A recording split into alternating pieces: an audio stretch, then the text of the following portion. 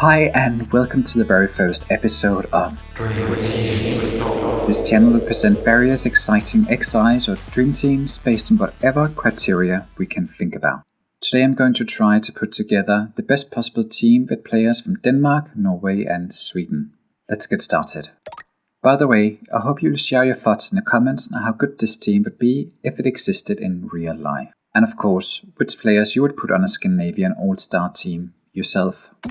I will call the team the Kalmar Union, named after the union that tied these three nations together from 1397 to 1523.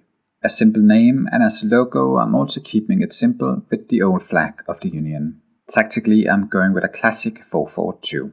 I was thinking about doing a 3-5-2 as these three nations have some pretty wild central defenders.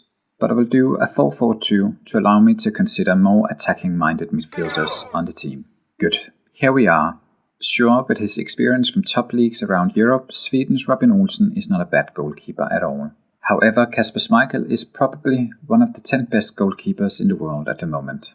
He has arguably been the most important player for Denmark over the last 10 years, and his contributions to lesser surprising triumphs has been enormous. So Kasper Schmeichel it is. Let's move on to the left back. Joakim Mæhle has been extraordinary in this position for Denmark, even scoring quite a few goals.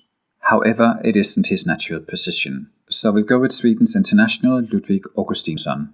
He has 4 years of experience from the German Bundesliga and now represents Sevilla FC. He may not be the most exotic kind of left back, but he's a stable player with good stamina and great crossing skills. And here we are with the first centre back. There are many players with international class to choose from on this position, but I'm not in doubt about who should be the first name in central defence. Here I'm going with Denmark's Andreas Christensen. He's a starter for Chelsea, last year's Champions League winners, and one of the absolute best club teams in the world at the moment. Not only is he an intelligent defender who can time his tacklings and position himself with the same precision as a Rolex. He's also a technically gifted player with great ball control and more than just decent passing skills. And now the second centre back. Alright, here it's going to be tough. Among our choices is Sweden's Victor Lindelöf, who has been an established player for a team that's at least supposed to be one of the best teams in the world. Just like Andreas Christensen, he even got some pretty good attacking skills. However, I will go with Denmark's Kjær on this position. In regards to defensive core skills like tackling, marking and heading, I do think Kjær is simply just better. He's even nominated for Ballon d'Or this year, and his leadership skills and his ability to keep a cool head has made his name respected all over the world. Let's have a look at the right back role.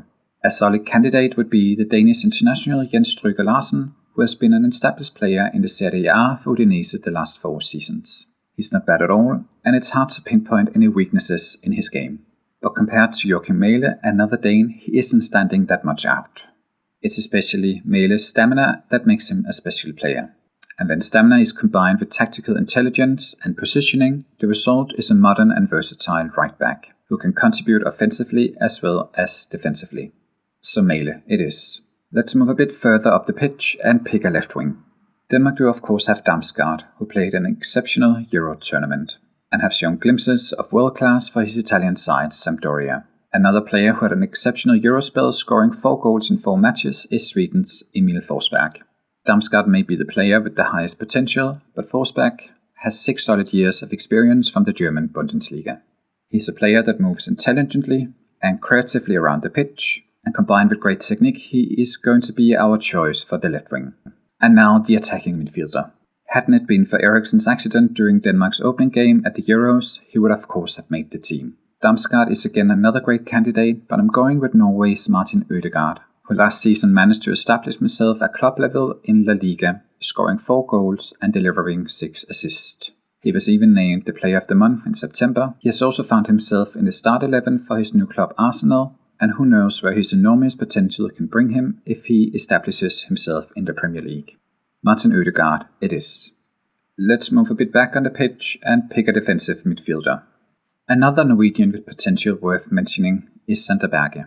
Sheffield United paid big money for him when they bought him in Genk, and several Premier League sides have shown interest in getting the 23-year-old Norwegian back to the Premier League from newly relegated Sheffield United.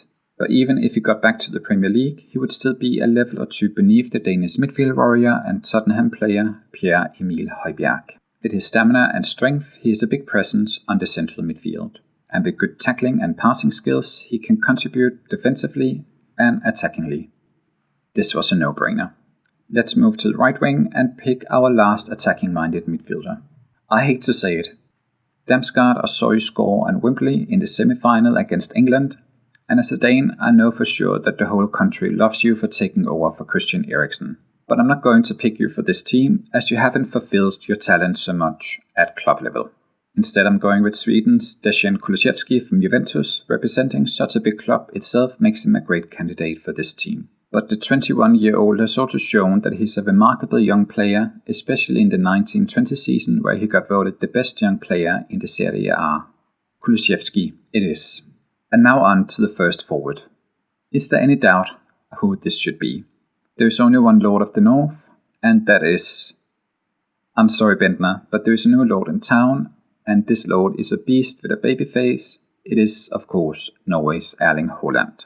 It's a bit hard to describe a player who is so good at everything. But some months ago, Dortmund's manager Marco Rose had to remind the German press that Erling Haaland is actually a human being and not a machine. When you need to remind people about such a thing, you are pretty damn good. And the last player. So who is going to join Haaland in the attack? A good candidate would be Sweden's Alexander Isak.